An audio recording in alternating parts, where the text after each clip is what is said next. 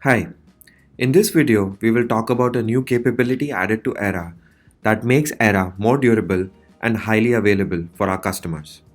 In order to understand this new capability, it's essential to understand Era's current architecture. Era runs as a user VM on a Nutanix cluster. The VM is comprised of two primary elements, the API server, which is backed up by a Postgres repository. This repository is used to store relevant information like customers' databases, clones, time machine, snapshots. This repository does not store any of customers' data which runs on their databases. However, the metadata it stores in form of entities is crucial for Era's operation and to provide a composite picture to its customers. This architecture has its pros and cons. It's a simple architecture and consumes the least amount of resources on a customer's cluster. However, it has a few single point of failures, especially the Postgres repository. In case the Postgres repository fails or goes down, the Era service is essentially unavailable. More crucially, since the Postgres repository is a single instance, this architecture is vulnerable to permanent data loss. In case the Postgres repository goes down and is unrecoverable, the metadata related to the customer's entities is lost forever. As a step towards providing a zero data loss service to its customers, Era now offers an alternative architecture to its customers. In this new architecture, the single instance Postgres repository is now replaced by a clustered Postgres. It's a 3-node cluster front-ended by a couple of proxies for redundancy. The Era API server connects to these Postgres repositories via the proxies. Any entity data that is inserted or updated by Era now gets replicated across these three Postgres nodes. One of the Postgres replicas is a synchronous replica, ensuring that not a single transaction is lost in case the master fails.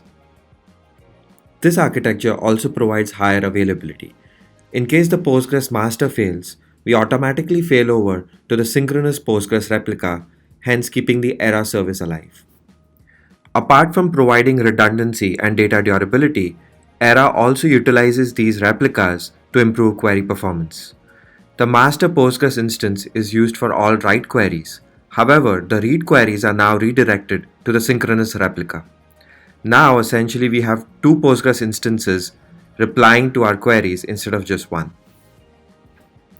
This architecture has its shortcomings as well, with the main shortcoming being the added resources it consumes on the Nutanix cluster.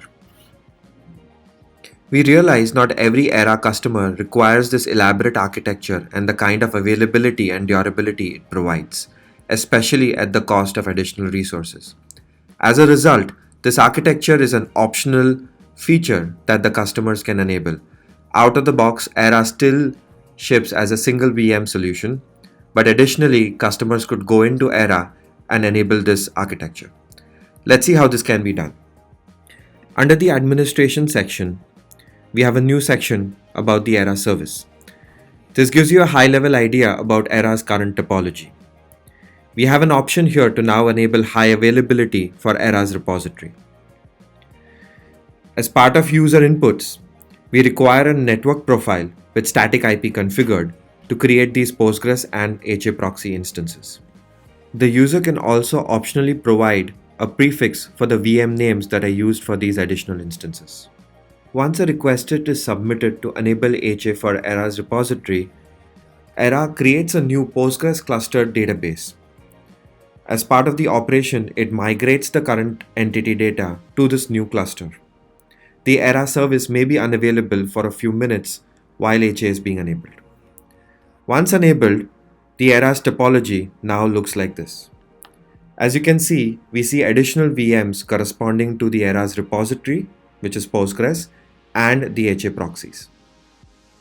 The zero data loss and high availability feature will be available with Era's 1.2 release. This concludes our video. Thank you.